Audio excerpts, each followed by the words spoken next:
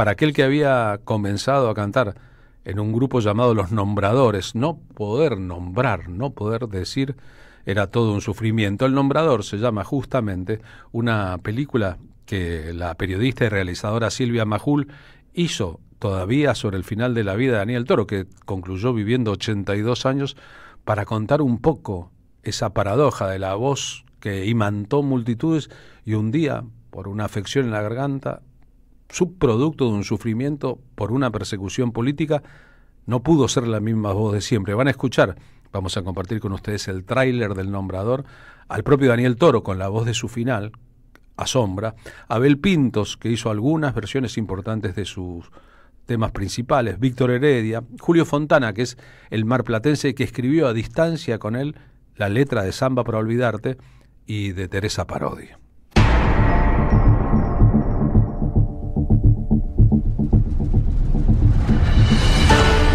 Me parece mentira haber hecho todo esto.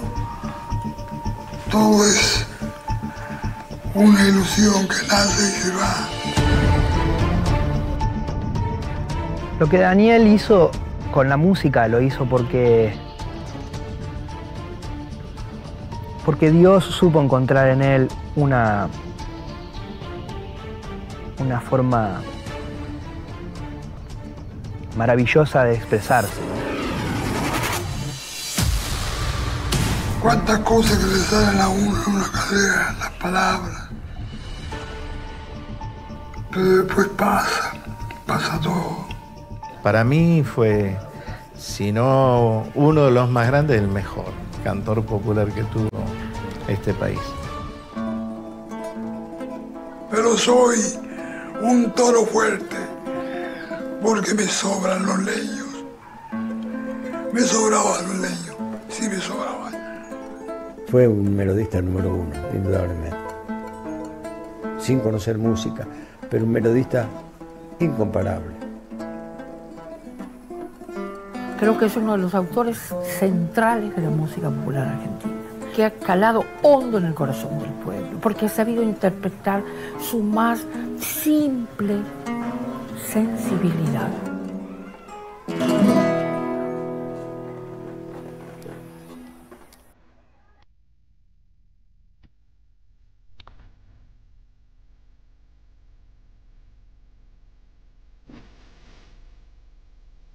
En la película El Nombrador, que es de 2021, de hace 4 años no más, cuando se le pregunta a Daniel Toro si no sabía música, cómo llegó a escribir estas canciones y estas melodías, él parece responder que fue la influencia del paisaje, del lugar donde vivía, en Salta, de la tierra, que si hizo, por ejemplo, una ópera, la ópera andina,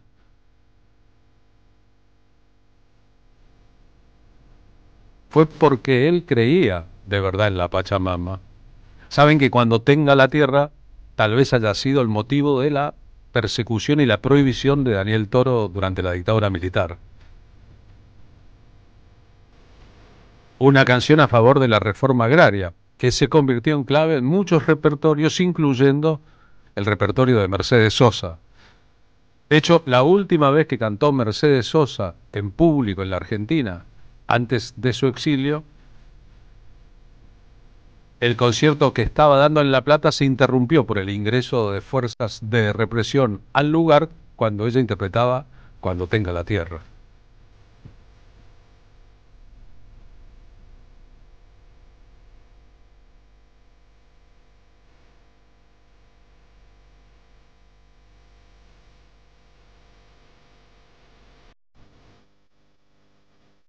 ¿Escuchan los arreglos con instrumentos eléctricos? Daniel Toro intentando ser una figura del folclore y la discográfica intentando convertirlo en una figura de la música romántica.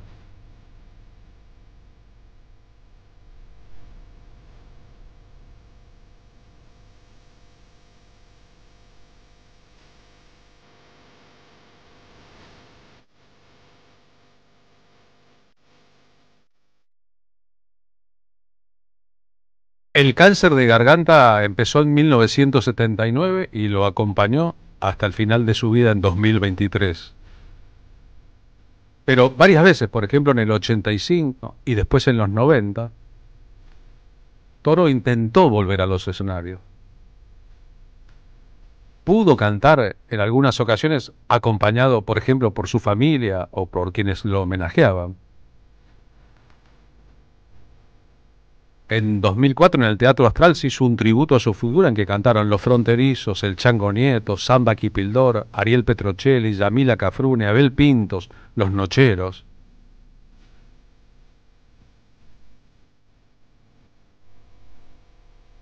Pero si las tristezas del alma y los problemas físicos forman parte de un todo, la tristeza de aquella prohibición en la dictadura lo acompañó hasta el final. Cuando repasamos la obra de Daniel Toro encontramos esas dos vertientes siempre, las canciones de El Compromiso, las que él siempre quiso, como El Antigal, otra historia impresionante de Ariel Petrocelli, con los arreglos que la discográfica disponía, tratando de preservar eso. Era un cantante melódico, tenía algunos visos del folclore, pero lo querían melódico y no comprometido. Y su forma de interpretarlas.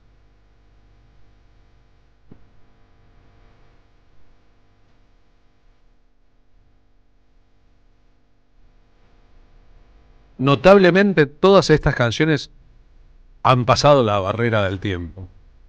Samba para olvidar es un éxito de los festivales de folclores. Desde Tonoleta a Mercedes Sosa la cantó medio mundo.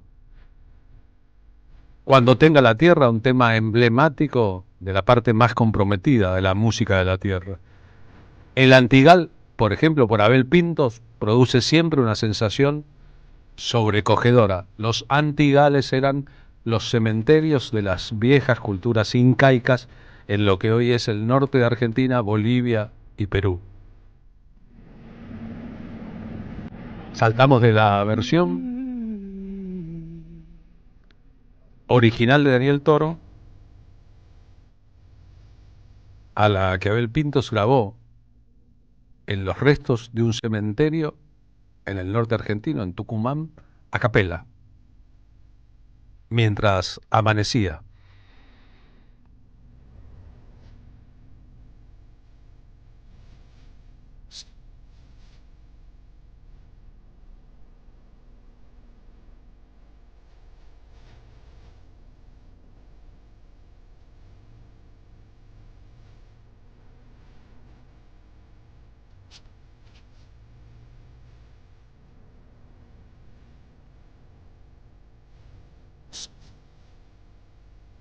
En 1995, cuando se acordaron de él, le dieron el diploma al mérito en la disciplina folclórica de los premios Conex.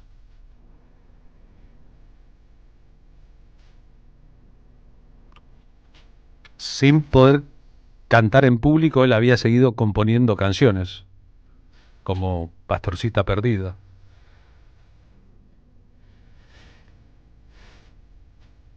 El Congreso de la Nación lo premió por su importancia para la cultura popular y su esfuerzo por superar la adversidad.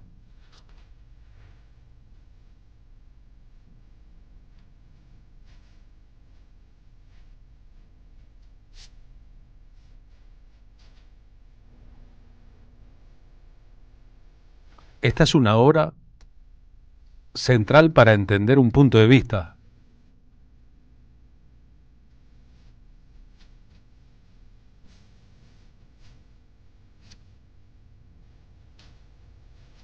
El punto de vista de los derrotados en la primera de las grandes guerras culturales en el continente, la conquista española.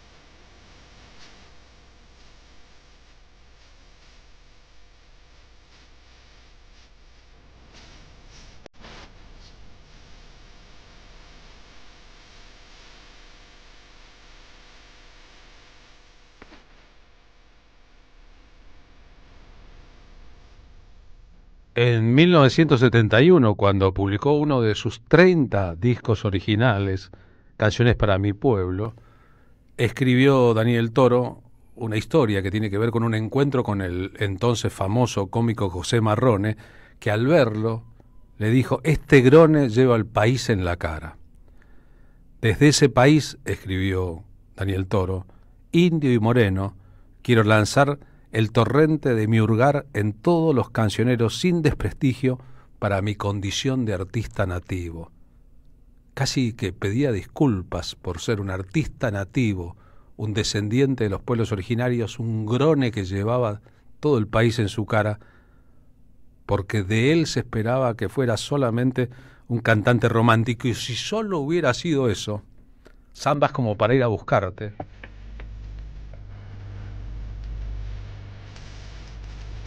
Otra vez letra de Ariel Petrocelli, maestro rural salteño, hubiese sido notorio y un pionero. El hombre que cuando cantaba en Cosquín en los 60 producía los sábados, siempre, peregrinaciones de público de todo el país.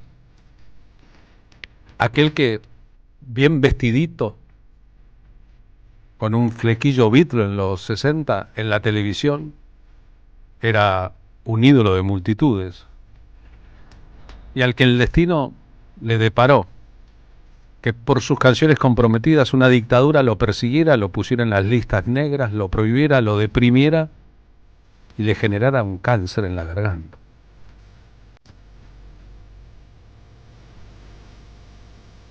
Y que nunca habló demasiado de todo esto.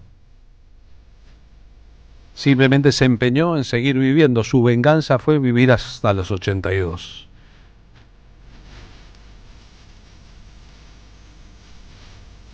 El grupo Los Nombradores, que él había integrado primero, su primer disco se llamó El Nombrador, fue de 1967, era un homenaje a Jaime Dávalos.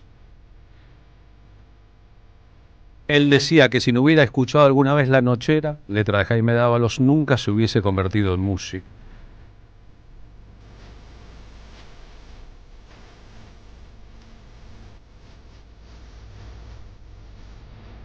Para el mercado era un baladista romántico con raíz folclórica.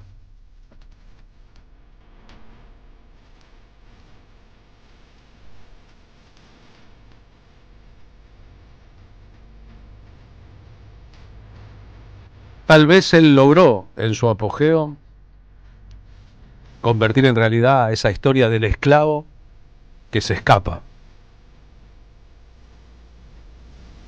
Y en aquellos gestos del esclavo liberándose de la opresión de tener que ser lo que los otros querían y no lo que él deseaba, tal vez reside el secreto central de lo fuerte de su historia.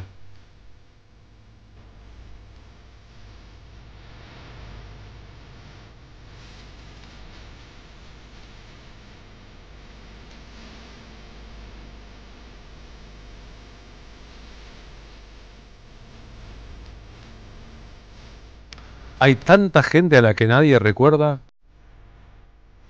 que a veces recordar pasar otra vez por el corazón es una obligación moral para con los nuestros.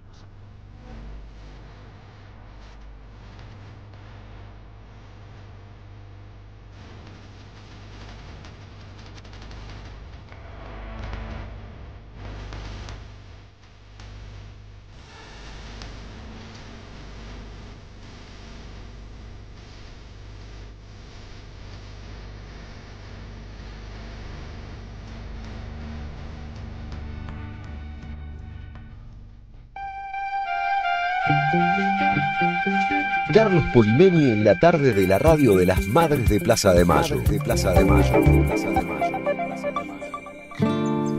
14:38 ahora, y en esta tarde en que llueve como si nunca fuera a parar. Marina Glesser, ¿cómo le va? No corran, que adelante también llueve. Carlos Polimeni, buenas tardes para vos, para la audiencia que se está mojando, para el que le está a resguardo. Qué día de... para no decir guarangadas. Igual ya escuchás a la mañana los reportajes y son una guarangada en sí misma. Bueno, llueve, parará, siempre que llovió paró. El asunto acá es que la lluvia a veces... O dejen salir el sol, dejen de ser tan nubarrones grises, viejo, que el sol es la esperanza, el sol es lo que nos representa. Pero ¿qué esperábamos de un otoño y en un invierno con Milei en el poder? Ayer se quedaron sin la posibilidad de subsidio para el gas con un montón de familias que estaban cubiertas por la ley de zona fría, pero justicia no hay, así que ¿para qué la ley si lo único que rige en este país es la trampa? O más o menos así, ¿no? La trampa, ¿cómo les gusta la trampa, no? Trampear. Bueno, ¿cómo andamos? Son admiradores de Donald Trump. Son de la trampa de Trump, que no entienden también que tiene injerencia directa en todo lo que deciden. Pero bueno, está bien, Ali desde su propia conciencia se ve que tienen muchas cositas en el placar, así que mejor no abramos la puerta. Carlos, en este martes que estoy tan tranquila y tan apaciguada frente a esta realidad... no solamente atacó Toto Caputo a mi colega y compañero Ricardo Alberto Darín, sino también el secretario de Finanzas. Estuvo bastante entrada a la medianoche atacando a la periodista Luciana Glesser, que es mi hermana, que es trabajadora de esta radio los sábados a la mañana, porque bueno, tuvo la valentía de poner en el medio donde trabaja la noticia de que colocaron un bono, porque se quedaron sin reservas. No sé si viste que otra vez pidieron hace 42 días un préstamo al fondo de 12.000 millones, pero ya no hay reservas. Entonces el PUTS va camino a lo que decía Cristina el domingo, que estamos muy cerquita de que estalle todo por el aire. Aún te importe el precio de las empanadas, sepas que este país va camino al 10º default. Yo creo de verdad que la discusión por una cosa que dijo Ricardo Darín en el programa de Mirta Legrand sobre la comida... Doña Rosa es así, la Carlos. Comida cara es un tapa, es una típica cortina de humo de la comunicación para que todos estemos hablando de ese tema e ignoremos otros, por lo menos 3 temas centrales. El bono. La repercusión del discurso de Cristina Fernández de Kirchner, que el primado de la Iglesia Argentina le dijo en your face el domingo, cara dura, al presidente Javier Milei. Sí. Han pasado todos los límites. García Cuerva. Esto no puede seguir así. Y que no lo hizo García Cuerva en nombre propio, como el sucesor de Jorge Bergoglio, como arzobispo en la Argentina. No está pidiendo García Cuerva que defendamos su gestión tampoco. No, sino porque es la Iglesia completa la que está pensando así. Lean el artículo de Washington Uranga sobre qué piensan los otros cardenales y monseñores de la Iglesia y cómo no encuentran en los medios de comunicación un lugar donde transmitir su mensaje y entonces aprovechan el Te Deum y la atención para decir lo que dirían si los invitaran a los mismos programas de televisión donde van Caputo, los otros políticos, etcétera, pero no los invitan. Y la fuga del Garraham también es un tema central. El discurso de Cristina García Cuerva el domingo y la difusión de una información respecto a que la CIDE pide autorización para espiar a los periodistas. Al CONADAMON, que tampoco vamos a decir que es Cuca. No, como Ricardo Darín, tampoco vamos a decir que está del lado del campo nacional y popular. Bueno, igual si quieren decir que Darín es Cuca, que digan. Ser Cuca es un orgullo nacional y popular. Soy Cuca. Darín no. A mí me preocupa, de verdad, el infantilismo de la comunicación que, sin ahondar demasiado, aunque hoy está en la tapa de Clarín la Nación el espionaje a los periodistas, sin relacionar unas cosas con otras, entran de pleno en la conclusión de que hay que salir a investigar cuál es el valor de las empanadas en los barrios. Y me parece que ese asunto fue elevado a ese lugar por los bots y los trolls del gobierno de Javier Milei, que funcionan desde siempre y para siempre, básicamente para que no se hable del resto de las cosas, que es una típica estrategia de cortina de humo. Funcional a la derecha, cualquier monigote que se presta para. Es muy importante esta persecución a periodistas, creo que lo de Alconada y lo de la CIDE se enmarca también lo que te digo que espionaje, y ¿no? espionaje. Por eso le voy a decir a Pablo Quirno que deje de amenazar a mi familia. Yo digo, no entremos en pequeñez y no repitamos el esquema que ellos quieren, que es que nos detengamos en esto en lugar de ver lo otro, porque si nos damos cuenta somos cómplices y si no nos damos cuenta, ¿para qué hacemos lo que hacemos si no nos damos cuenta de lo que hacen ellos? Y son tan viejas estas estrategias como el viejo mundo. El asunto es ingresar de pleno en la discusión. Es obvio que si un ciudadano de a pie, que es famoso por ejercer una profesión, colisiona con un ejército de trolls del Estado, cualquiera que tenga buena leche se va a poner a favor del ciudadano de pie. Pero ungir al ciudadano de pie en un adversario de este gobierno, en ese ciudadano de pie convertir a un profeta contra el gobierno, es equivocarse respecto a esto y respecto a quiénes son los que de verdad les preocupan al gobierno, que no son aquellos que hablen del precio de las empanadas y por lo demás no sean capaces ni decir nunca en voz alta a quién votan. Martín Suárez en el móvil 1 de la M530 en las calles de la ciudad de Buenos Aires. Carlos, ¿cómo te va? Tarde de lluvia aquí en la ciudad de Buenos Aires, y porque nosotros siempre estamos del lado del ciudadano de a pie, del trabajador, del trabajadora, nos vinimos nuevamente al Hospital Garrahan, aquí en Combate de los Pozos al 1800, porque hoy se cumple la segunda jornada consecutiva de médicos residentes que, cansados de esperar una respuesta favorable, ¿no?, por parte del gobierno nacional, están metiendo 96 horas de paros consecutivos. Algunos dicen de que los médicos residentes van hacia el paro indefinido, porque el gobierno nacional cortó totalmente el diálogo con toda la institución médica pediátrica, y obviamente la situación es catastrófica. Están pidiendo un aumento de salario, con salarios que no llegan a los 790.000 pesos mensuales, laburan 8 horas diarias de lunes a sábados y tienen también guardias de 24 horas, 4, 5 y hasta 6 veces mensuales, es decir, una situación realmente caótica para todos aquellos que están capacitándose, pero que a la vez tienen que vivir con un alquiler que está en algunos casos arriba de los 600.000 pesos, y obviamente si uno hace números le quedan solamente 120.000 pesos para poder llegar a fin de mes solamente, Carlos.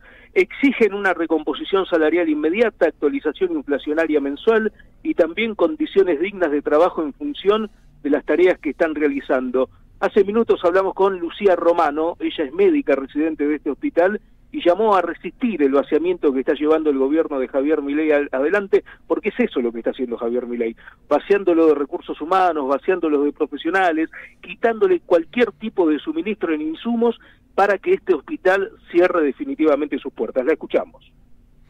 Los residentes somos médicos que nos estamos formando, en nuestro caso en la especialización de pediatría, y trabajamos en el hospital desde atender la guardia externa, las salas de internación, también rotamos en la terapia intensiva. Trabajamos 8 horas diarias de lunes a viernes y hacemos guardias de 24 horas, 6 guardias de 24 horas, inclusive los fines de semana, que a veces se extienden a más horas según el área del hospital en donde estemos trabajando. Estamos luchando por una recomposición salarial que se viene reclamando desde el 2024, porque no tuvimos aumentos salariales en recomposición en relación a la inflación. Nuestro sueldo fue devaluado aproximadamente en un 60%. Y no estamos pudiendo llegar a fin de mes. En la mayoría de los casos estamos teniendo que tener un segundo trabajo para poder mantenernos y para poder pagar el alquiler, así que por eso estamos luchando y seguiremos haciendo paro hasta que el gobierno nos escuche. En abril de este año, un residente de primer año percibió 797.000 pesos de salario. Esto representa apenas un 2% más que lo cobrado en diciembre del 2024. Pasaron 5 meses, un 2% más del último aumento que recibieron en diciembre del año pasado. Bueno, está más que decir que la situación es realmente alarmante para todos los que trabajan en este hospital, y llaman a toda la sociedad a que abracen al Hospital Garrahan, una institución médica de alto prestigio, no solamente para la República Argentina, sino para los países hermanos. Muchos se vienen a atender de Chile, de Brasil, de Perú, de Bolivia, algunos incluso vienen a tomar a este hospital desde Europa como modelo en todo lo que tiene que ver con la atención pediátrica. Así que hacemos ese llamado a la solidaridad, que venga toda la sociedad a bancar a este hospital que tanta falta nos hace, Carlos. Y de verdad que es un modelo de gestión y de idea básica el Hospital Garrahan.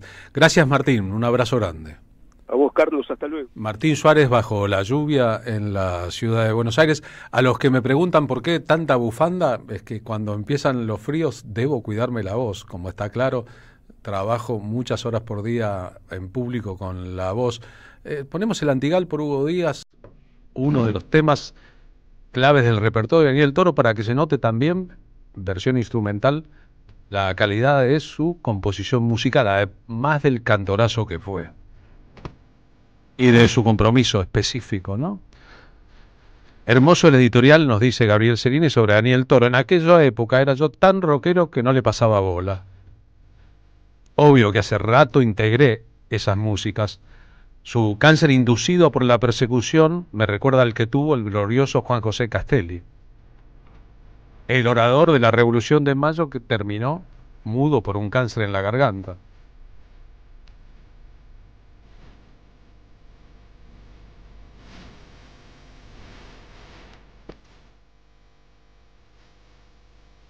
Qué oportuno el homenaje a Daniel Toro, dice Cristina de Chacabuco. Fue un artistazo, María Cristina Alonso.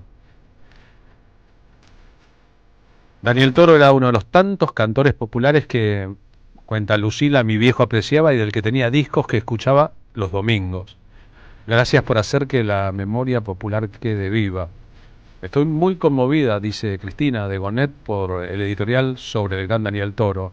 Nos ayudan mucho en estos terribles días.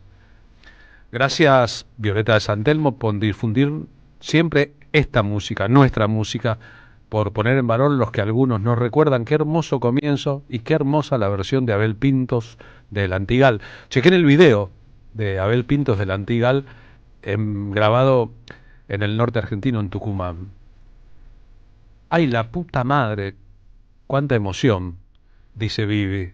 ¡Cuántas emociones fuertes entrecruzadas!, nos escribe desde la Patagonia.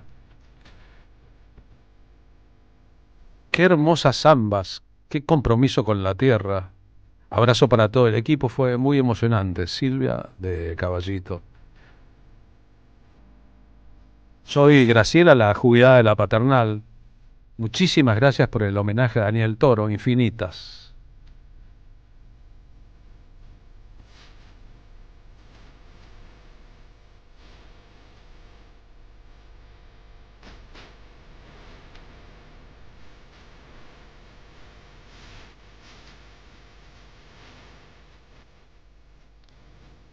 A Graciela de Salta, que graba mensajes, estás escuchando, supongo, por favor escribilos, que nos facilitas compartirlo.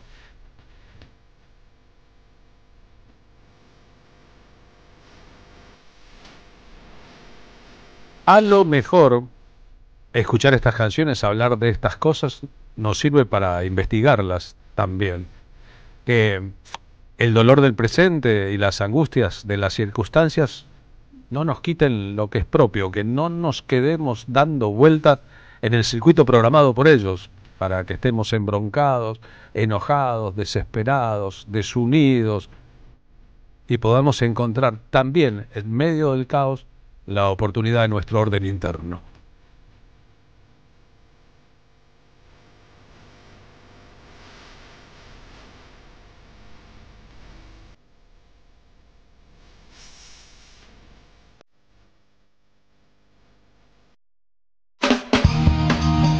Somos Radio AM530.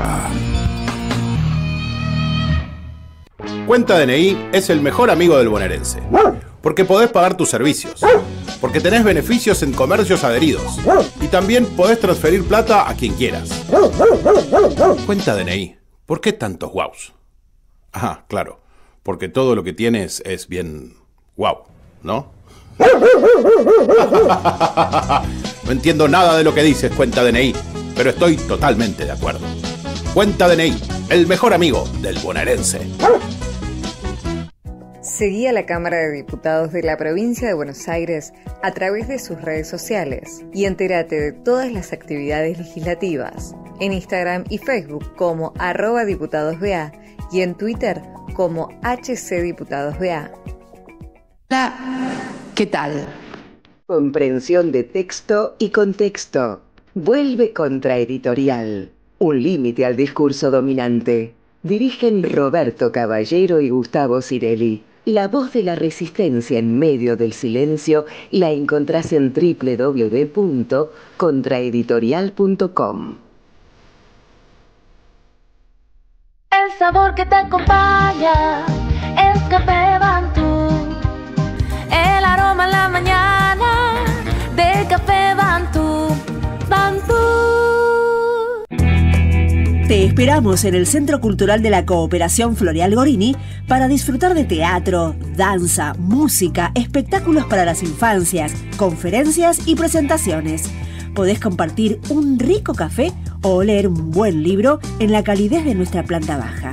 Recorre nuestra agenda en www.centrocultural.coop y seguinos en las redes sociales. Comprando las entradas con tarjeta Cabal Crédito o Débito accedes a un 50% de descuento.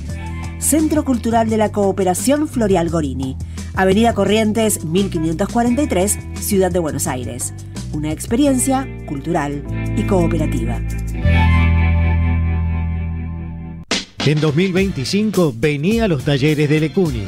Música, actuación, coro, tangos, cuentos, teatro, percusión y mucho más para compartir en familia. Acordate, en 2025 los talleres de Lecuni te están esperando. Informes e inscripción, informes.ecuni@gmail.com y seguinos en Facebook, Espacio Cultural Nuestros Hijos, y en Instagram, @ecuni.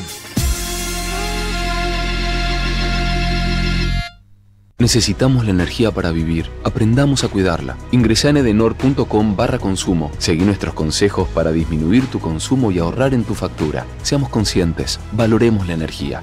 Edenor, 30 años de energía argentina en evolución. AM530 Somos Radio. Buscamos la verdad siempre. La tarde de la radio es con Carlos Polimeni. AM530 Somos Radio.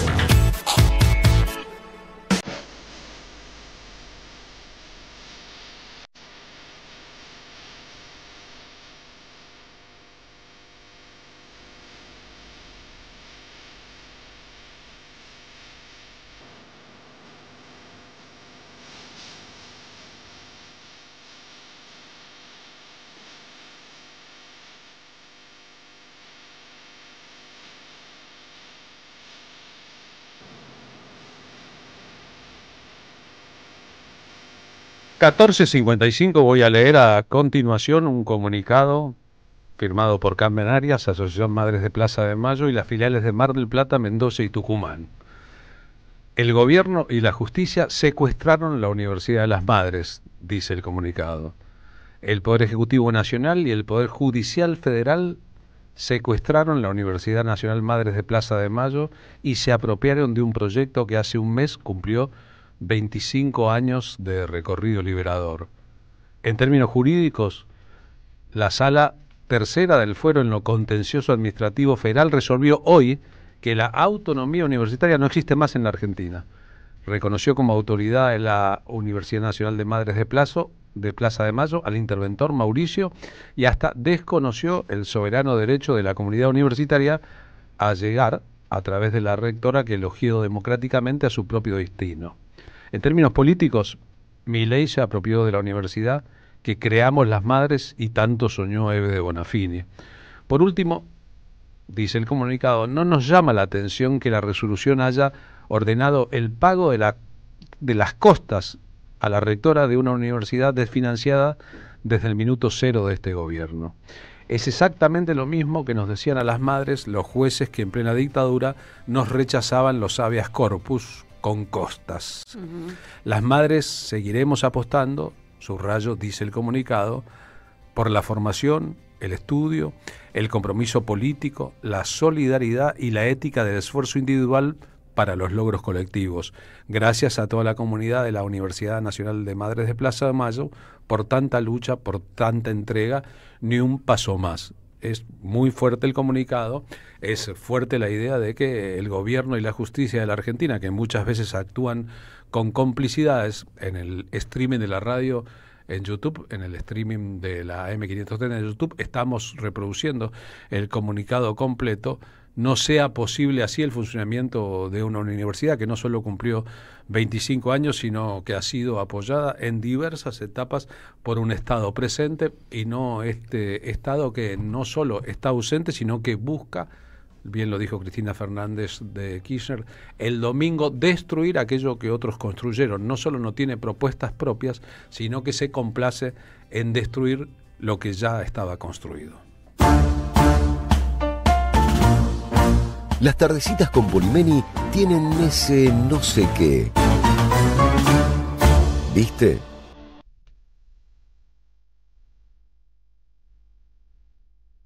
Si están escuchando la programación de la M530, habrán oído que a partir de hoy empezó a rotar en las tandas de publicidad la promoción de la próxima función de nuestro espectáculo La Patria no se vende. Aunque están intentándolo, ¿eh?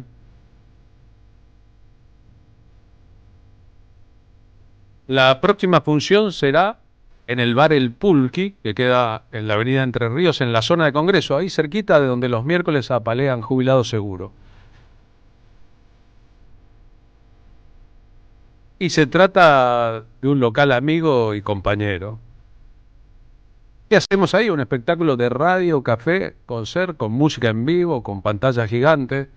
Si quieren chequear en nuestras redes sociales, verán el clima que se creó el domingo pasado en el Club Luzuriaga en Barracas.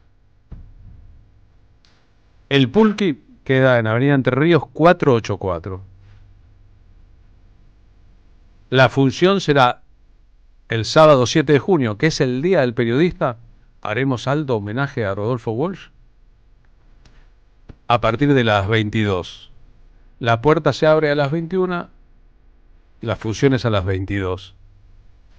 Como la capacidad del lugar tiene sus límites, toda capacidad tiene sus límites, los invitamos a los interesados, a los que quieran venir.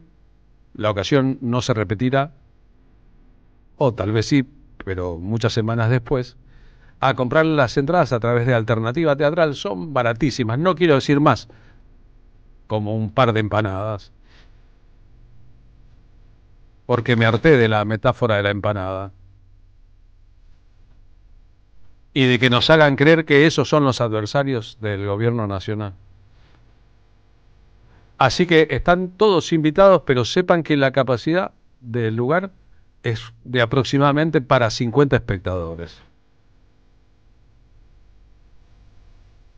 El plan de funciones es durante todo el año en muchos barrios y zonas distintas de la capital y la provincia de Buenos Aires, e iremos allí donde nos inviten. Con eso no hay problema. El asunto es estar juntos y poder emocionarnos con las mismas cosas, mientras afuera ladran los perros.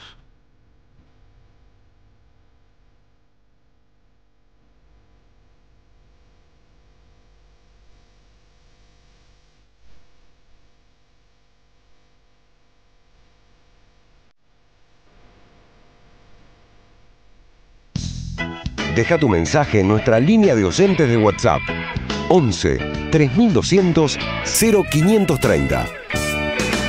Somos Radio AM530. En 2025 vení a los talleres de Lecuni. Música, actuación, coro, tangos, cuentos, teatro, percusión y mucho más para compartir en familia. Acordate, en 2025 los talleres de Lecuni te están esperando. Informes e inscripción, informes.ecuni@gmail.com y seguinos en Facebook, Espacio Cultural Nuestros Hijos, y en Instagram, @ecuni.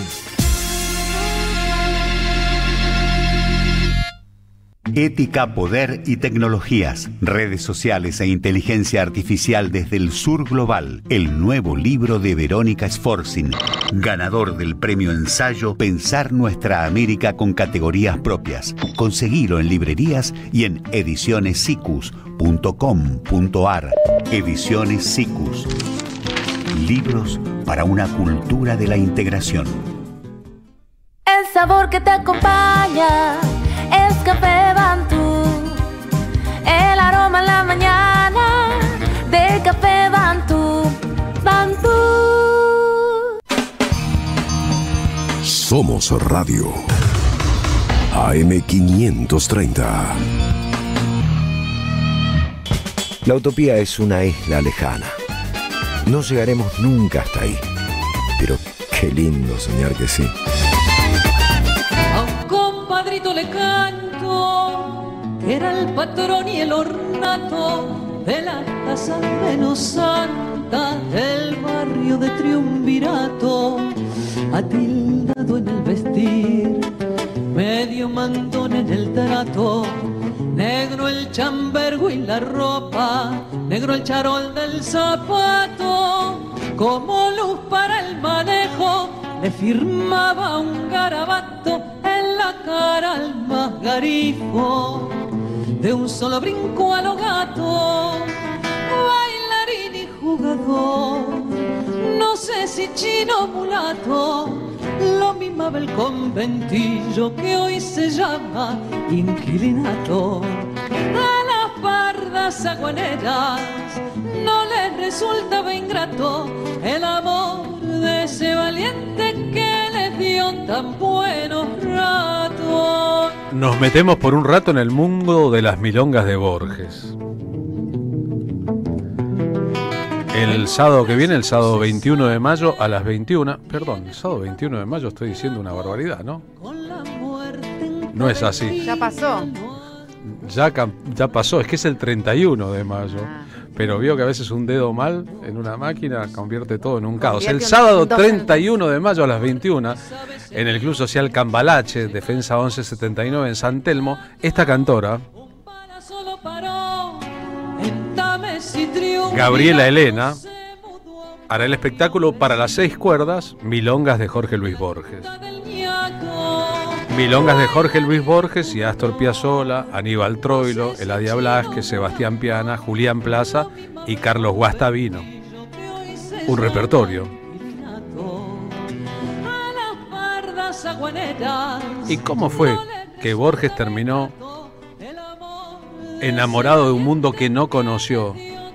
El de los guapos, los compadritos, esa atmósfera previa incluso a su nacimiento. Su mamá decía que la culpa la tenía un amigo de su padre, poeta llamado Evaristo Carriego, conocido por su propia obra, que cuando los Borges vivían en Palermo Viejo, ahí donde él pensaba que fue fundada mitológicamente Buenos Aires, que era mentira lo de la llegada de los españoles a la Boca, arribaba a la casa de los Borges a caballo, hablaba con el jovencito y le infestaba la cabeza de historias del pasado.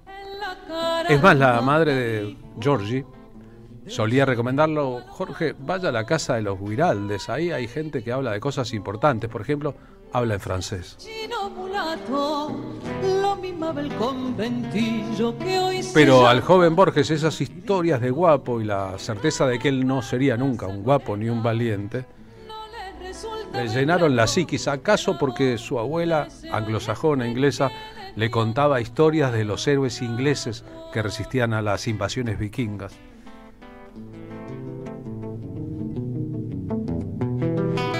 El hombre, según se sabe, Astor Piazzolla fue el que resultó más emprendedor respecto a hacer un proyecto con los poemas tangueros y orilleros de Borges. Se llamó El Tango, fue en 1965 y naufragó por los egos de ambos. Sin embargo, esas y otras canciones han durado por siempre. Gabriela Elena, ¿cómo va? Buenas tardes, gracias por estar aquí con nosotros. Hola, ¿cómo están? Qué lindo es estar acá. Gracias, Carlos, gracias, Marita. Bien, el 31 de mayo. 31 de mayo. El 31 de mayo vamos a hacer este espectáculo que yo lo estrené por primera vez completo, porque para las 6 cuerdas es un libro de Borges que reúne todas sus milongas. Y cuando se cumplieron sus 100 años de nacido, en el 99, me invitaron a hacer todo este repertorio completo en Barcelona, y así fue como terminé armando esta maravilla que es las 6 cuerdas, ¿no? Porque los compositores que se animaron a ponerle música realmente son de los más encumbrados nuestros, ¿no? Es verdad, y hablando de eso tenemos 12 cuerdas. Por un lado, las 6 cuerdas de Rodolfo Gómez, gracias por estar acá. Por favor, gracias a vos y bueno, buenas tardes a todos. Y las 6 cuerdas de Matías Sequeira, buenas tardes, gracias por estar acá. ¿Qué tal? Buenas tardes, muchísimas gracias a vos. Es decir, las dos personas que te van a acompañar en el espectáculo del sábado 31 en el Club Social Cambalache, un lugar bastante borgiano si uno lo mira y lo piensa, ¿no? Es bastante verdad, a tono. La Casa Ezeiza, que es un patrimonio cultural de la ciudad de Buenos Aires. Es verdad, ya al fondo el patio que parece evocar los patios, es parte de los patios del pasado, patios con aljibes. este repertorio para mí es muy especial porque recorre ejes fundamentales de la obra de Borges, de su pensamiento, ¿no? La loa a la épica, por ejemplo, cómo él llamaba la atención sobre eso. Y además esta manera suya de denostar al tango canción en pos de enaltecer la milonga, porque lo que siempre decía es que primero fue la milonga con su épica, y cuando el tango canción se hizo presente lo arruinó todo. Palabras de Borges, ¿no? Claro, él era del tango de la guardia más vieja. Sobre el amor de Borges, que carecía de cualquier valentía y lo escribió él mejor que nadie, y tal vez se comparaba con su abuelo, que murió como militar en una carga, etcétera, etcétera. Los investigadores que profundizaron en eso, incluso sobre el texto que está en la lápida de su tumba en Ginebra, que es una frase de un cantar antiguo en el idioma primitivo del norte de Inglaterra, el gaélico previo al inglés, llegaron a la conclusión de que su abuela le había infestado la cabeza de niño con la balada de Maldon, que es como una obra canónica de la literatura inglesa, de la que se conservan algunos fragmentitos de una obra escrita en verso en gaélico, y que narra básicamente el momento en que en Northumbria, en el norte de Inglaterra, un grupo de aldeanos decidieron un día que cuando vinieran los vikingos, que venían todos los años a la hora del verano a reclamar como propia la cosecha y a cobrar impuestos, iban a resistir.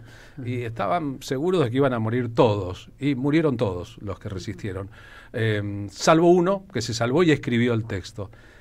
Y la abuela le insistía tanto en eso, en la valentía de los hombres que pese a que van a morir son capaces de dar batalla, que Borges, cuando Evaristo Carriego venía y le contaba de los guapos, asoció los héroes el medioevo, el previo al medioevo, de la edad antigua, del norte de Inglaterra, con los guapos de Valvanera y de Palermo Viejo, y que terminó por eso tan afecto a esa temática, que si no era bastante poco explicable, habida cuenta del mundo cultural que él frecuentaba, que no era ese. Lo que cuenta es que Carlos Guastavino se lo encuentra por la calle a Borges y le dice: Borges, ¿no se anima a escribir milongas? Pero yo nunca escribí ninguna, Carlos, le dice. Bueno, pero fíjese.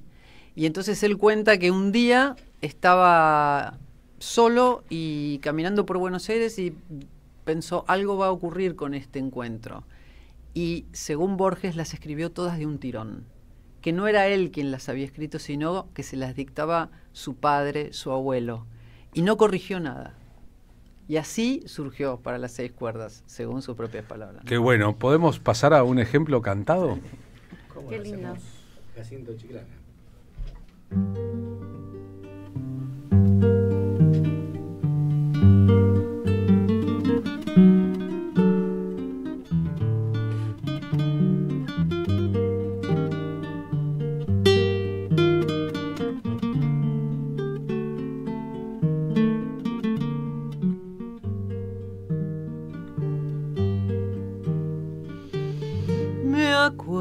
Fue en Valvanera, en una noche lejana, que alguien dejó caer el nombre de un tal Jacinto.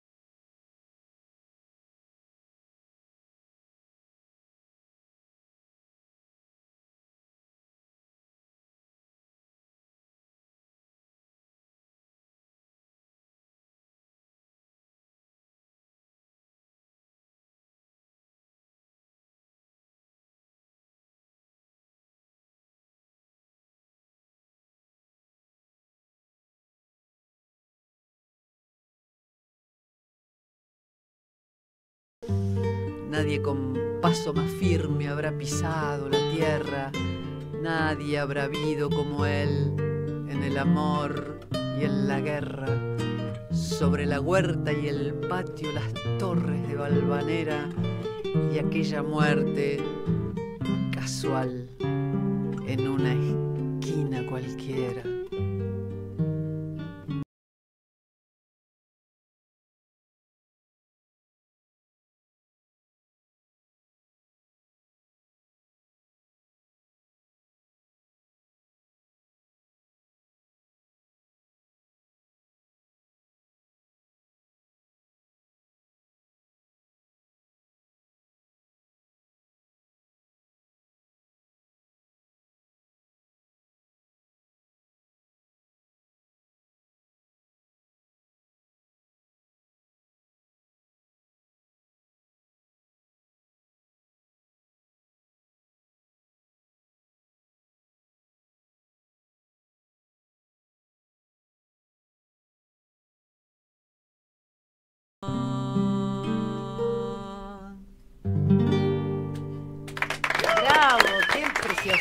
Querido, bravo.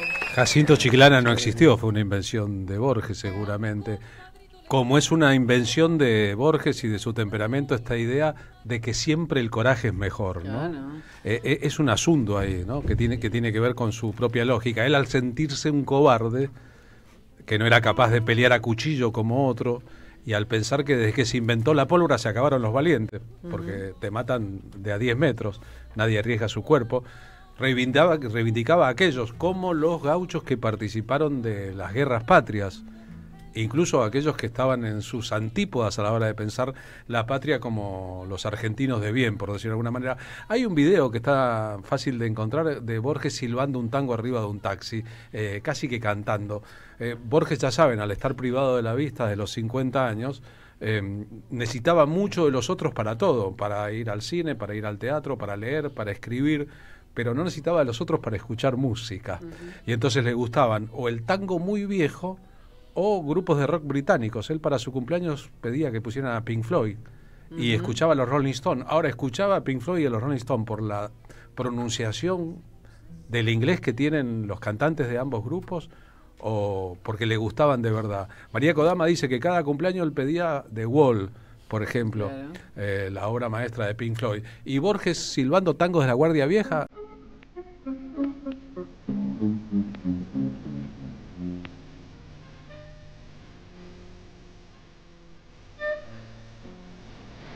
Por defensa, no lo dice tranvía del tranviango argentino. Va con María Kodama arriba de un taxi y hay alguien con una cámara Super 8. Y un coche por defensa del tranviango argentino.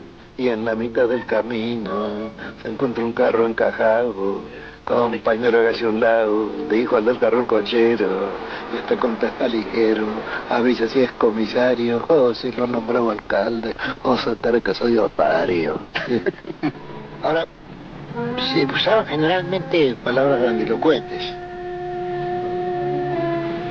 Por ejemplo, esa que yo le dije a usted, ¿cómo es? Siéntese con eminencia en el sillón soberano, si se sienta su presencia que abrace tocado lo humano.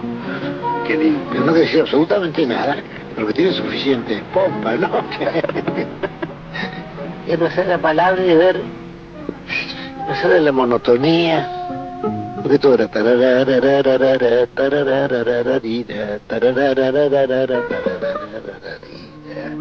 no se puede decir 2 horas.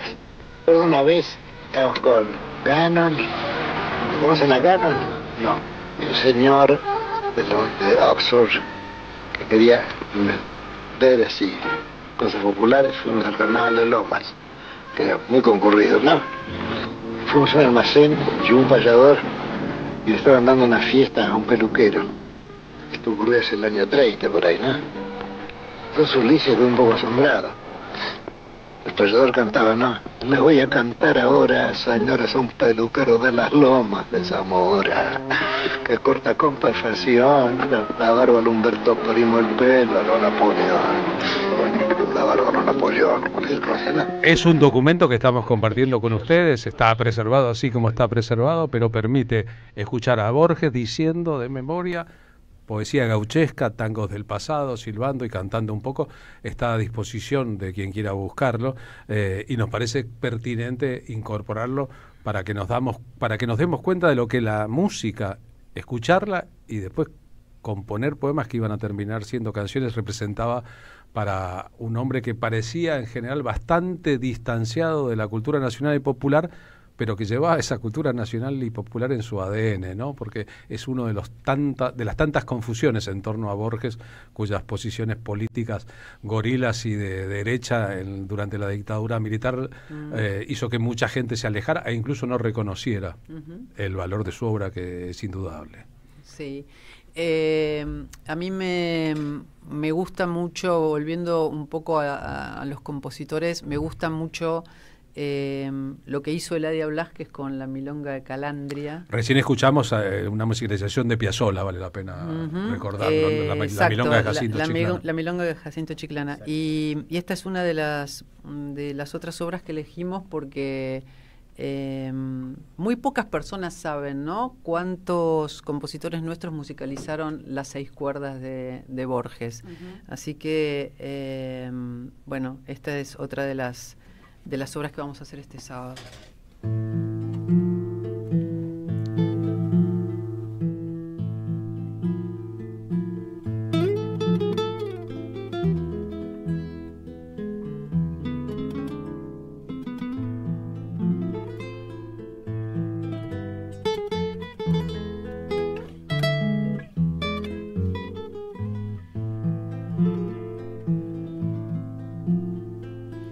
Servando Cardoso el nombre, Inio Calandria el apodo, no lo sabrán olvidar los años que olvidan todo. No era un científico de esos que usan arma de gatillo, era su gusto jugarse en el arte del cuchillo, el arma de su afición era el facón caronero. Fueron una sola cosa, el cristiano y el acero.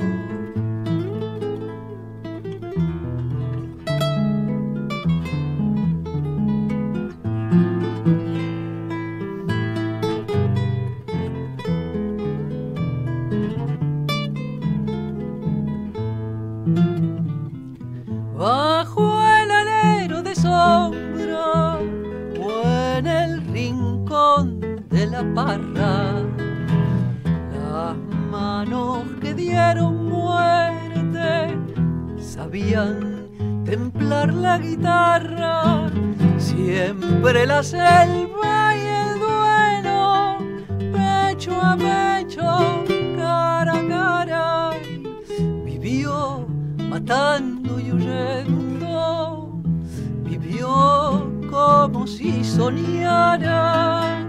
Se cuenta que una mujer fue y lo entregó a la partida, a todos tarde o temprano.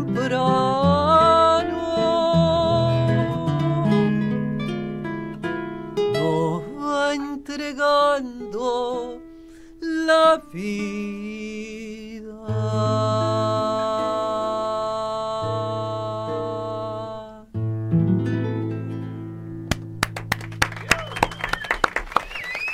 Qué tentación estando la obra ahí, estando los poemas ahí para los compositores, ¿no? Sí. Y ya verán qué destacados. También el Cuchi Leguizamón trabajó bastante sobre la de Jorge Luis Borges, incluso hizo un disco en los años 70, hizo un proyecto de un disco en los años 70, de ahí emergieron algunas canciones que Jairo, por ejemplo, interpretó después en un disco de homenaje a Borges. Gracias a los tres por estar aquí esta tarde, gracias por lo que hacen, y el sábado 21, de 31 a las 21. Es difícil difícil, porque es 31 a la 21. Sí, pero sobre todo si está escrito mal, ahí se torna más difícil, porque el cerebro es un órgano perezoso. Al lado de la lengua es completamente perezoso. Gabriel Elena, Rodolfo Gómez y Matías Sequeira harán este espectáculo para las 6 cuerdas, Milongas de Jorge Luis Borges. Las entradas están en venta a través de Alternativa Teatral. Ir al Cambalache Social Club es una experiencia en sí, les garantizo. Defensa 1179.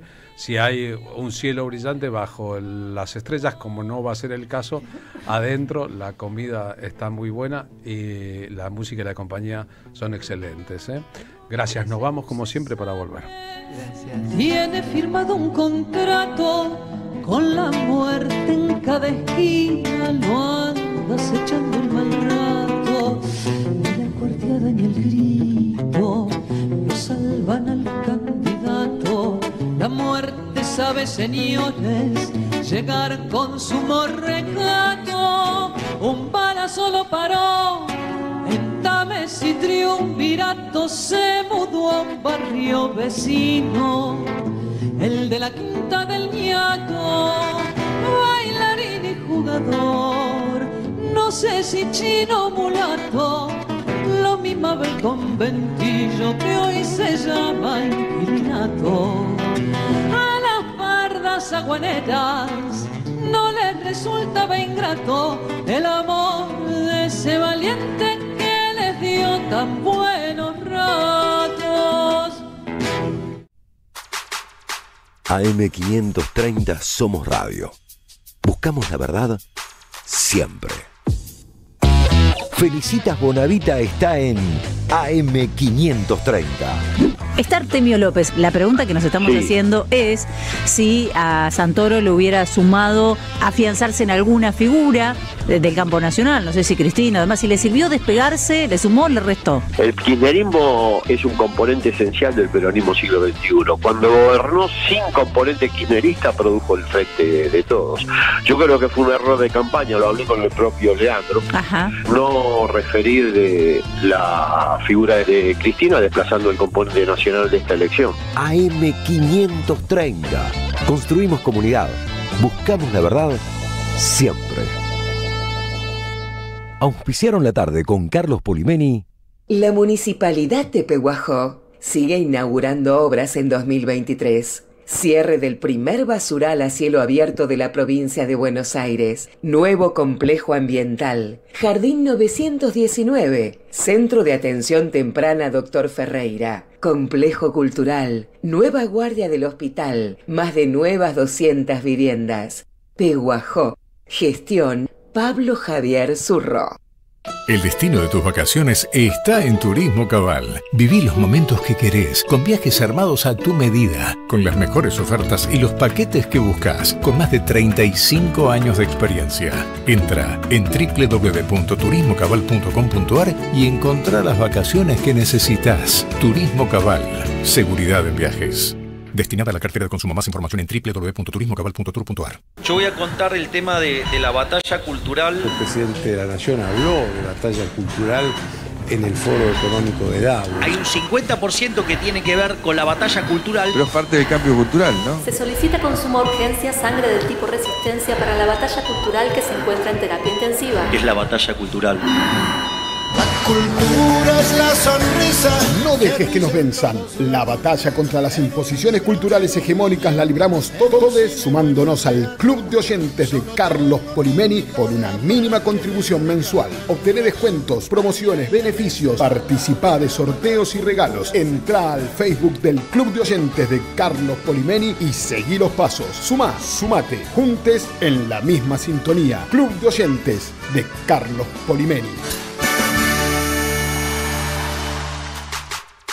AM530 Somos Radio. Buscamos la verdad siempre.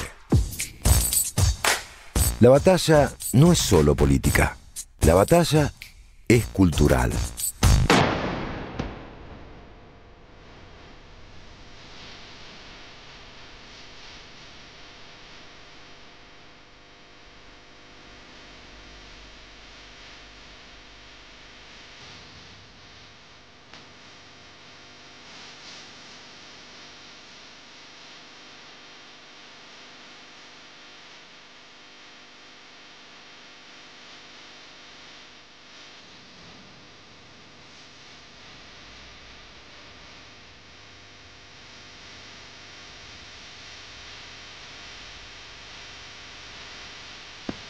15 y 28, la radio de Madres de Plaza de Mayo, la M530, que estás escuchando, cuyo streaming estás viendo, si estás viendo el streaming a través de YouTube, viene creciendo, y un montón, ¿eh?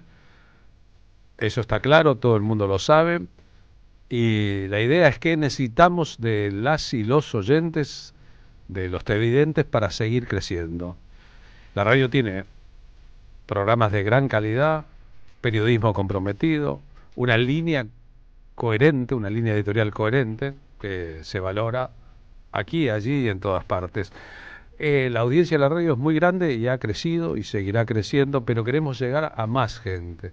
Ustedes saben, la comunicación contrahegemónica es todo un tema hoy, y para eso se necesitan saltos técnicos. La radio ha incorporado muchísimos elementos técnicos en las redes sociales, en las transmisiones, ha podido generar nuevos espacios, ha ganado con eso nuevos oyentes. Y ese salto técnico, la etapa que viene es poder mejorar el transmisor para que la emisión llegue a mayor distancia y con mayor calidad y nitidez, aumentar la potencia de nuestra antena, que colabora con lo mismo, incluir un generador en su acopio para no tener que cortar las transmisiones o que se corten solas cuando hay alternancia en la provisión de energía eléctrica, y renovar las cámaras del estudio para que la prestación sea mejor. Mejorar estas condiciones técnicas es hacer que la comunidad de la radio siga creciendo. La cuenta, lo que se necesita para todo esto, y porque aquí las cuentas están claras, se puede decir en público, da 25 millones de pesos. Como se aprendió de las madres a ejercer la libertad, se le está pidiendo a la comunidad de la radio, de esta querida radio, y a nadie más una ayuda, un aporte solidario. Ustedes dirán, reunir 25 millones de pesos con la situación económica, ¿cuántas docenas de empanadas? Bueno, si 2.500 oyentes ponen 10.000 pesos cada uno, está lista la situación. Y yo agrego, y si 5.000 oyentes ponen 5.000 cada uno, también. Irse a tomar un café, comer una factura, en algunos lugares de la capital federal vale eso. Una empanada casi que vale eso. Es un esfuerzo, está claro, pero confiamos en ustedes. El que pueda, puede, y el que no pueda, no puede, y se agota ahí la cuestión. Pero queremos una radio más grande para una audiencia más grande, y ustedes pueden ayudar bancando a la 530. Banquen, loco, banquen a la 530, ya que la escuchan y no se escuchan, estaría bueno aportar, porque Sí, ahora es sí todo pueden, crowdfunding, ¿no? todo es así, cooperativismo puro, hay que cooperar, cooperación, mano a mano, palmo a palmo, nos vamos a los botes, Carlos, te digo, se picó el dólar. No la veo. Bueno, no es para verla, es para sufrirla. ¿Cómo puedes hacer? Entra a M530, somosradio.com, te hacemos un paseíto por ahí, cliquea en asociate o en el banner que te lleva a la página de nuestra comunidad. Si te vas a suscribir, elegí la que mejor se ajuste a tus posibilidades, apretá el botón unirme y listo, ya sos parte de la comunidad de la M530. Y si tenés alguna duda, podés mandar un mensaje por WhatsApp, podés escribir al mail info@m530 somosradio.com. El teléfono de esta comunidad es 1164191650. Lo que queremos es invitarte a ser parte y a crecer con nosotros.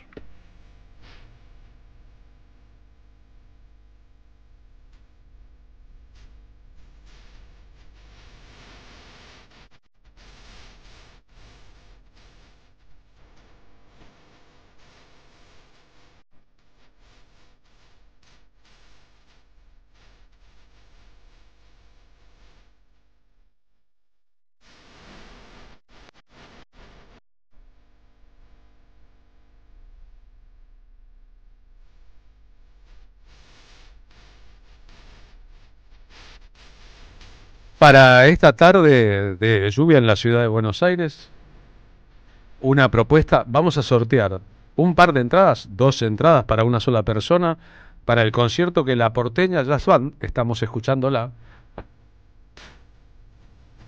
va a dar esta noche en Bebop, en Palermo Viejo, en Uriarte 1658. El concierto es temprano, empieza a las 20. Si podés, si tenés ganas, whatsappea con nosotros y antes de que concluya el programa decimos quién se las ganó.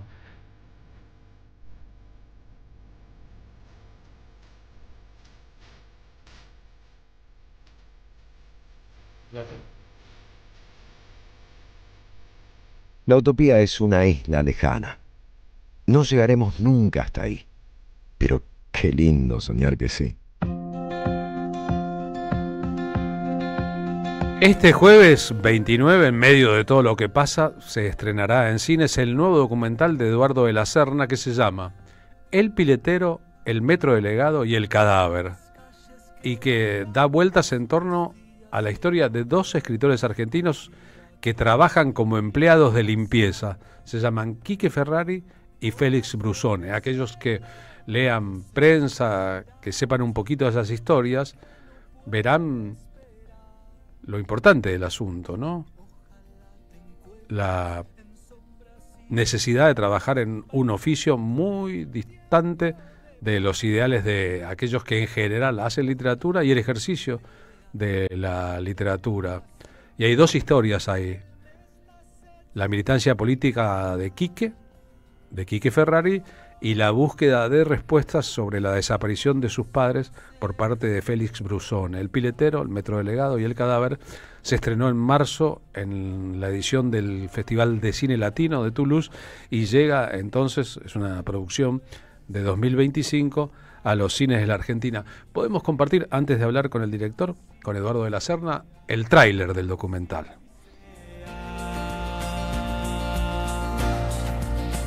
Sí. No hay nada más hermoso que un hombre atrapado por una obsesión. Una idea fija. Una idea fija.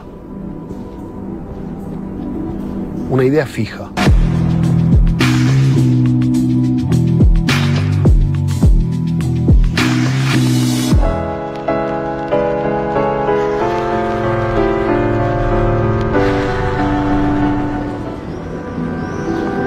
Muerta.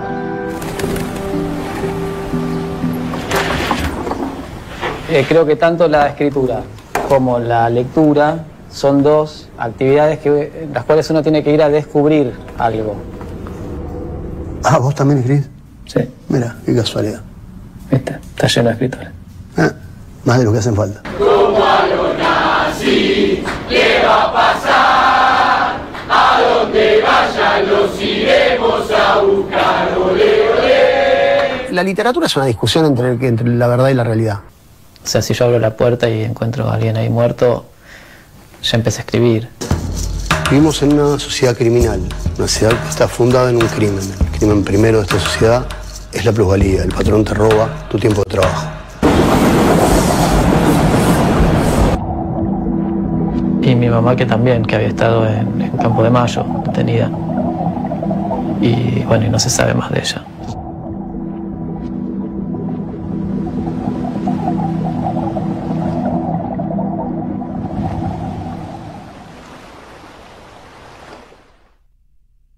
Ambos casos son casos conocidos en el ambiente literario porque los dos son escritores importantes. Brusone tiene libros publicados en Penguin Random House y en Alfaguara. Es hijo de desaparecidos. Ferrari ha publicado en el Fondo de Cultura Económica y Alfaguara y es delegado de los trabajadores del subte en la ciudad de Buenos Aires. ¿Cómo fue, Eduardo de la Serna? Buenas tardes, gracias por atendernos, que te involucraste en la idea de juntar a los dos en un solo documental. Hola Carlos, buenas tardes a todos y todas. Bueno, me enteré por una nota televisiva de la existencia de Quique. La nota era el empleado del subte de limpieza que gana un premio en Gijón. Él había ganado el premio de novela negra en Gijón. Y bueno, me pareció muy interesante, pero por bastante tiempo no sabía qué hacer con eso. Me parecía una historia interesante, hasta que como un año después me llegó una revista que decía escritor y piletero y aparecía ahí la historia de Félix Brusone. Y entonces ahí, no sé, ahí sí se me abrió la cabeza y dije, pero esto es muy parecido a lo que vi, pero muy diferente al mismo tiempo, y bueno, y sentí que ahí había una historia para contar, que yo podía contar por lo menos.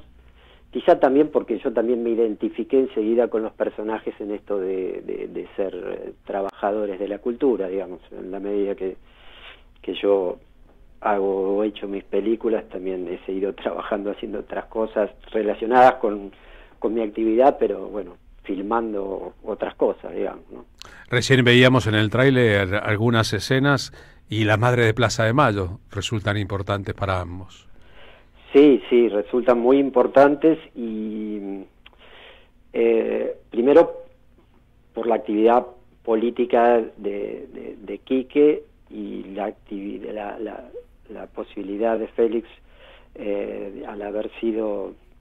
al ser hijo de desaparecidos y haber desaparecido sus padres, de tener una relación muy íntima con las madres. Y bueno, en el documental hay como una, si se puede llamar, perlita, porque aparece el último discurso de Eve en el 24 de marzo del 2022, un día que había cambiado el tiempo, que era un día muy soleado, y de pronto se vino una tormenta, frío, y bueno, y ella salieron las madres ahí a la puerta, y Eve habló casualmente habló algo que hoy tiene bastante actualidad, que es sobre lo que pasó con la sociedad argentina, el silencio de la sociedad argentina, una sociedad adormecida durante la dictadura militar.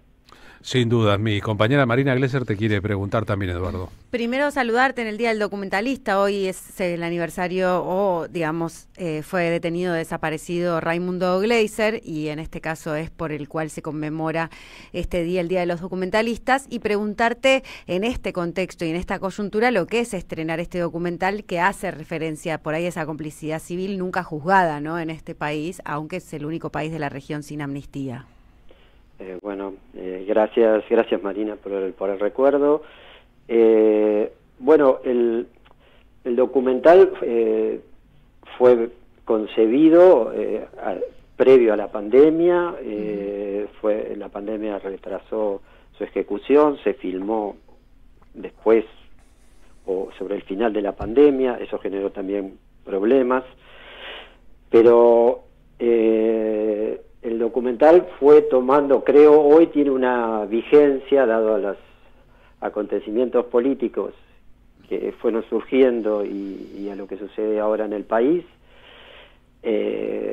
Tiene unas lecturas que quizá hace 3 años o 4 no tenía. Lo que está sucediendo primero con el cine, la cultura en general, y bueno, buena parte del aparato productivo en general del país, la destrucción sistemática que se está haciendo, ya hace que cualquier película, cualquier documental, pero cualquier película, ya sea una actividad de lucha por la persistencia de una idea de país, digamos, de producción, de un país productivo por lo menos.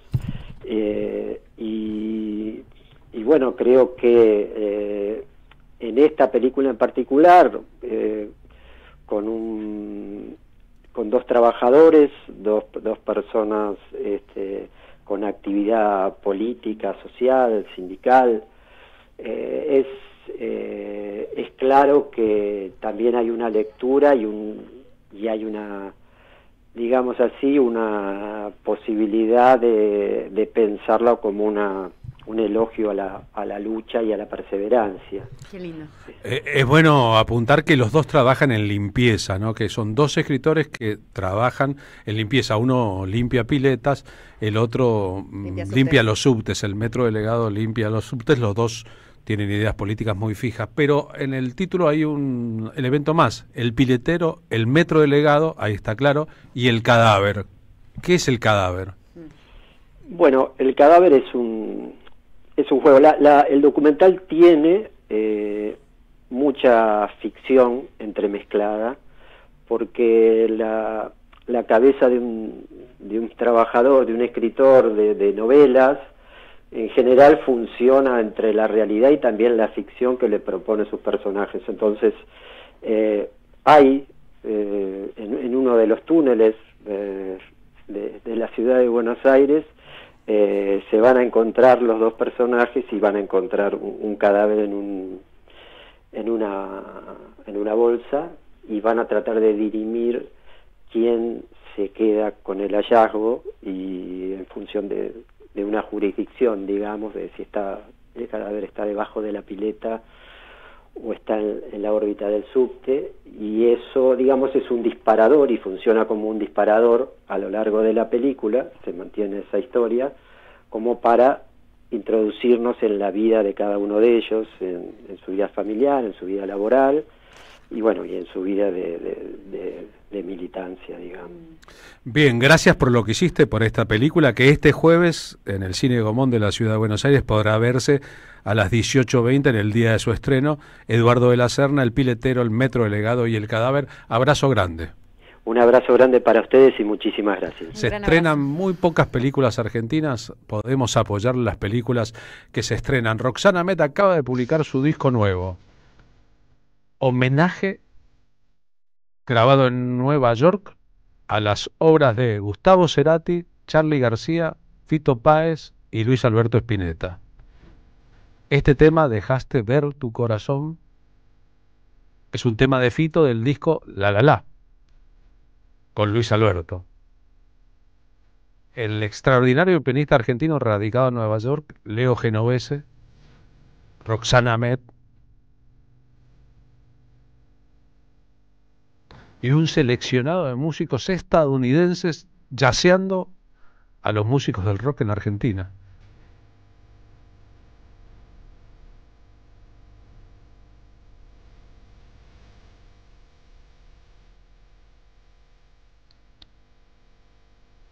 El disco se llama Todos los Fuegos.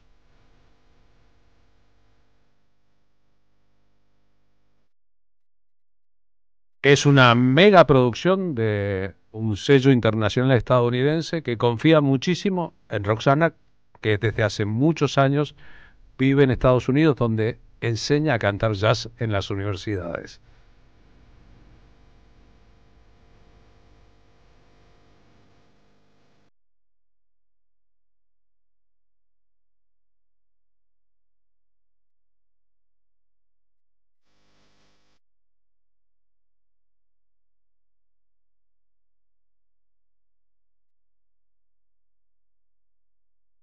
Sin lugar a dudas, vamos a escuchar la versión completa de este tema. Es uno de los grandes discos del año de la música argentina.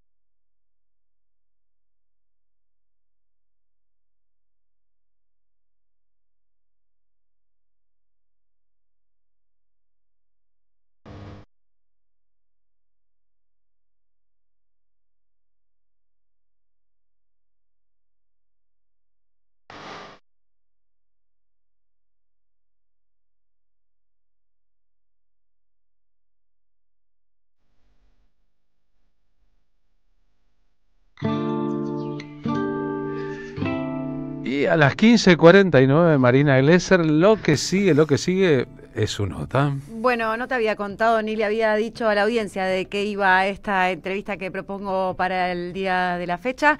Vamos a hablar de los bienes visibles. Los bienes visibles. Se da los lunes a las 20 en el Dumont 4040, Santos Dumont 4040, y la autoría y la dirección es de Juan Pablo Gómez, al que le damos la bienvenida a la M530, la radio de Madres, la radio de EVE, como la universidad también, en Somos Radio. Hola Juan Pablo Gómez, Marina Glesser y Carlos Polimeni, te damos la bienvenida a la tarde con Carlos Polimeni. ¿Cómo andás? Hola Marina, hola Carlos, un gusto saludarlos. ¿Cómo andan? Qué bueno volver a verte después de tanto tiempo en esta obra que escribís y dirigís. Los bienes visibles es un drama sonoro hecho de ruido y silencio, de música y susurros. Dos hermanos cuidan de su anciano padre que se aleja a 1000 kilómetros por hora en un espacio de delirio poblado de sonidos extraños, de voces invisibles que empujan este relato de envejecer. Bueno, qué momento coyuntural bueno para hacer esta obra los lunes ahí en el Dumont 4040, que se llama Los bienes visibles. ¿Cómo se te ocurrió y cómo viene esta temporada? Empiezo por el final. La temporada está un poco remada, viene muy bien, pero todo es con mucho esfuerzo y bastante a pulmón, ¿no? Un clásico del sector independiente acá en la querida República Argentina. Así es. Esta es una obra que trabajamos con mi compañía, que están Anabela Basigalupo, Patricio Aramburu, Carolina Sade, Agustina Reinaudo, Guadalupe Otegui, Andrés Granier y con los cuales ya venimos trabajando hace muchos años. Sí.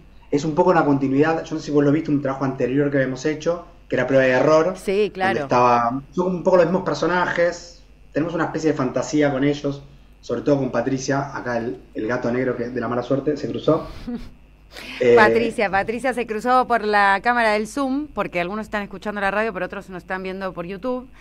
Bueno, o sea, viene como un díptico, digamos, en lo que sigue. Sí, total, y casi tenía un tríptico. Hemos hecho varias, sobre todo con Patricio, hicimos la primera obra que se llamaba Un Hueco, en el año 2009, había algo de pérdida de la adolescencia, siempre con unas ficciones que recubren o acompañan. Las ficciones son diferentes, pero hay algo que hay una continuidad, un hilo conductor, que es un poco, bueno, el tránsito de la vida, ¿no?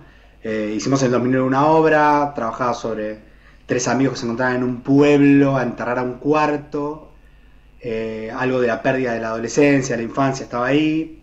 Después en Prueba y Error trabajamos con una actriz de 10 años, la primera fue Luna Echegaray, tuvimos varias a lo largo de los años, y había algo de cierta paternidad frustrada, con vínculos violentos medio a lo Casabets, siempre Casabets está ahí bastante presente, y estas son los mismos personajes de Prueba y Error, pero varios años después, y cuidan a su anciano padre, como vos bien dijiste, en un espacio de sonoro, ¿no? Hay algo de los procedimientos materiales, un dispositivo que es muy distintivo del laburo que hacemos, también del laburo que hago, y que yo le doy bastante importancia, ¿no?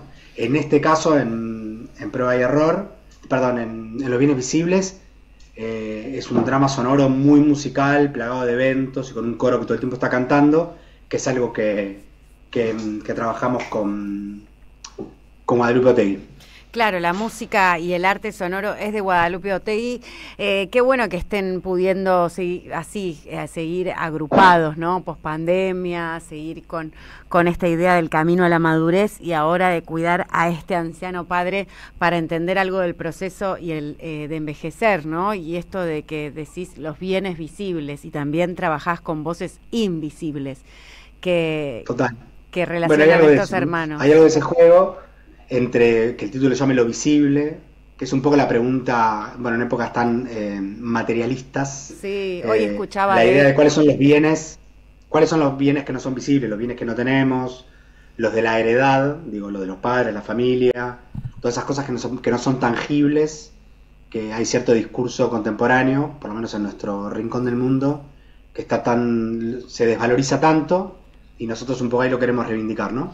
Muy interesante. ¿Qué es lo que no se ve, qué es lo que se tiene y qué es un bien y que se hereda y que no se puede ver, que no se puede tocar, que es intangible? Como el teatro, va. como el teatro, y lo que Natura no da, Salamanca no presta, porque hoy escuchaba decir a raíz de esta sobreexposición de Darín, ¿no? De que como es el más famoso, es el mejor, ¿no? Que es muy meritócrata para alguien que realmente puede trascender los relatos en las historias de sus intérpretes, no por desmerecer ni desprestigiar al compañero Darín, sino por el hecho de que el teatro justamente no abarca el arte de lo posible, sino que indaga sobre lo imposible, ¿no? Que es un poco lo que hay que volver a traer a la sociedad, porque si todos nos quedamos en el posibilismo del statu quo y de lo que está establecido bajo una ley que no se cumple, es muy complejo.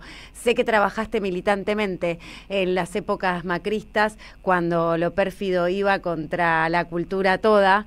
Nos hemos encontrado ahí en varias marchas, ¿no? Cuando se querían llevar puesto el sentido de concepto de cultura, y hoy, a veras de unos días cerrando las políticas culturales del Instituto Nacional del Teatro y de esta embestida agresiva y violenta con nuestros actores y nuestros representantes culturales, vos, Juan Pablo Gómez, tan trabajador de la cultura de tantos años en la ciudad de Buenos Aires, ¿cómo la estás llevando esta situación política coyuntural de este gobierno? Bueno, tratando de superar el azoro, que me parece que ya estamos grandes para eso. Me parece que el azoro hay que superarlo rápidamente y pasar un poco...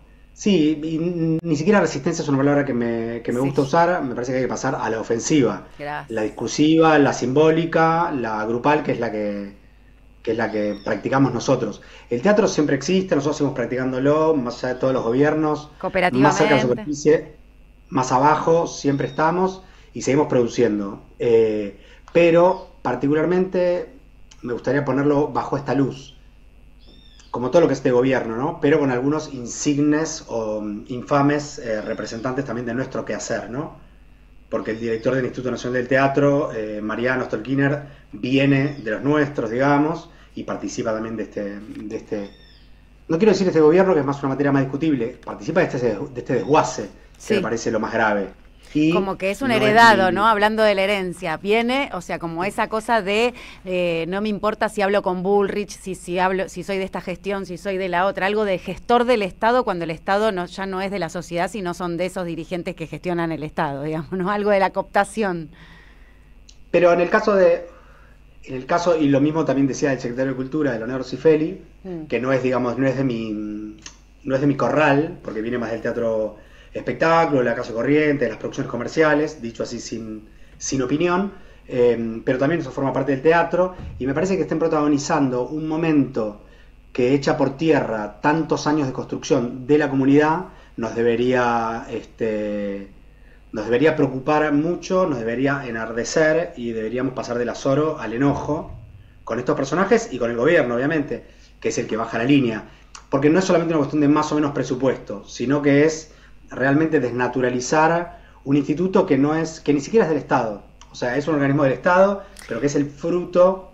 El Estado, hay una visión muy simplificada sobre qué implica, pero en este caso es muy, muy palmario, que es una construcción de muchos años de una comunidad muy fuerte, no la teatral, sino el movimiento cultural argentino, que crea una institución, que el Estado abraza, que hay una ley que lo sostiene, y después de 70 años, porque no son solamente la creación del instituto en el año 97, digamos, de la Ley Nacional del Teatro, sino antes, con todos los que fueron militando esa ley, es como un poco como si fuera, salvando las distancias y las diferencias, como la ley del aborto. No es solamente los senadores y diputados que la discuten en ese momento, sino tenés que remontarte de las sufragistas para acá a todo el movimiento de mujeres y feminista. Entonces es todo eso lo que se busca echar atrás y se busca desmerecer y se busca, bueno, un poco como lo que decía de Darín, ¿no?